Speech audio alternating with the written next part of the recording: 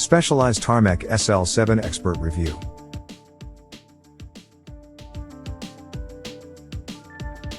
But before we start, please support us by pressing the like and subscribe button so that we can continue to provide the latest information about motorcycle and bicycle trend.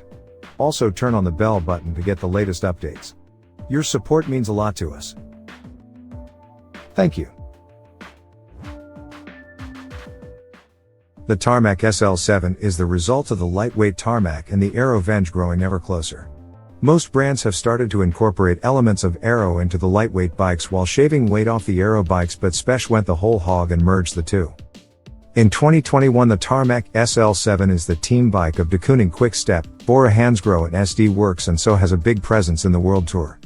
However, that bike, the flagship S-Works Dura-Ace Di2 version, which costs a frankly insane £11,500, is different from this slightly more reasonably priced specialized branded one that we tested against its counterpart consumer versions of the BMC Teammachine, the Scott Addict and the Giant TCR Advanced. The Expert is in fact the entry-level Tarmac SL7, ludicrous as that might sound. As with those three bikes, a lower grade carbon is used for the frame. The Tarmac SL7 Expert is made from 10R carbon compared to the 12R carbon of the S-Works Tarmac SL7, meaning it carries a little extra weight for an equivalent level of stiffness, claimed 920 grams for this frame compared to 800 grams for the S-Works. Added to that are the extra grams of the Ultegra D2 group set compared to Dura-Ace D2, more aluminium than carbon featuring in the finishing kit, and perhaps the biggest contributor of all to the higher weight, the budget aluminium DT Swiss wheels that come with this model. It's worth noting that there's another Tarmac SL7 Expert at this price that comes with mechanical Ultegra and lighter, faster carbon Reuvel C38 wheels. Although it's made from the second-tier carbon, the Tarmac SL7 Expert's tube shapes are the same as the S-Works versions, which means, according to Specialized, it's 45 seconds faster over 40 km than the SL6 at 50 km per hour, measured in Specialized's wind tunnel. It's slightly slower than the old Venge, and although the two look very similar at a glance, the Tarmac's down tube is not as deep as the Venge's, the fork is slightly different too, and generally the tubing is a little skinnier. Specialized says it took a page out of the Venge development book and utilized our free foil shape library. Like the BMC and Scott in our test, the Tarmac is now a disc-only frame. Whether you approve or not, this gives it very clean lines. The cable integration is derived from the S-Works version. Hydraulic hoses and D2 wires disappear into the front of the head tube. The junction box is mounted in the rear of the seat post, although our mechanic did her own modification and fitted it into the more conventional place in the bar end where it can be seen while riding. The integration at the front end will save a few watts with its hidden cabling, but it won't be as straightforward to set up. Unlike the Scotts, the proprietary spacers aren't split, meaning you've got to disconnect hoses and wires if you want to chop the steerer and lower the front end, and it's not possible to put them above the stem either. Interestingly, Specialized has returned to a threaded 68mm bottom bracket shell.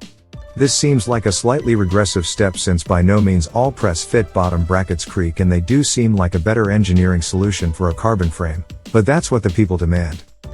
Specialized has settled on a geometry derived from earlier Tarmacs that works well. The stack/reach ratio of the size 56 is 1.39, which is on the aggressive side compared to the other bikes in our test. The average is around 1.44. But Spesh has inexplicably spec'd a stubby 100mm stem, which spoils the long and low thing.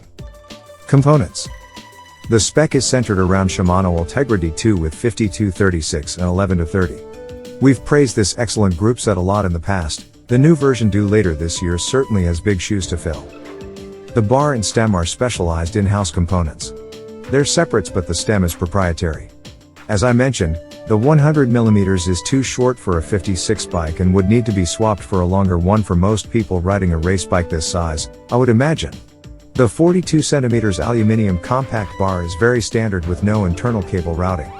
Cables emerge from the under the bar tape, very comfortable, grippy Supicaz super sticky cush, and route underneath the stem into the head tube cover. There's lots of clever stuff that when all added up means the Specialized Tarmac Expert SL7 is only a relatively small step down in performance and weight when you consider it costs half as much as the S-Works, but maybe the most obvious downgrade is the wheels. Whereas Giant and Scott have been able to bring in their second-rung race bikes at around 5,000 pounds with Ultegra D2 and good carbon wheels, Spesh hasn't managed it. The DT Swiss or 470 aluminium rims on Specialized's own non-series hubs are entry-level at best. These rims can be bought at Wiggle for £39.99 each.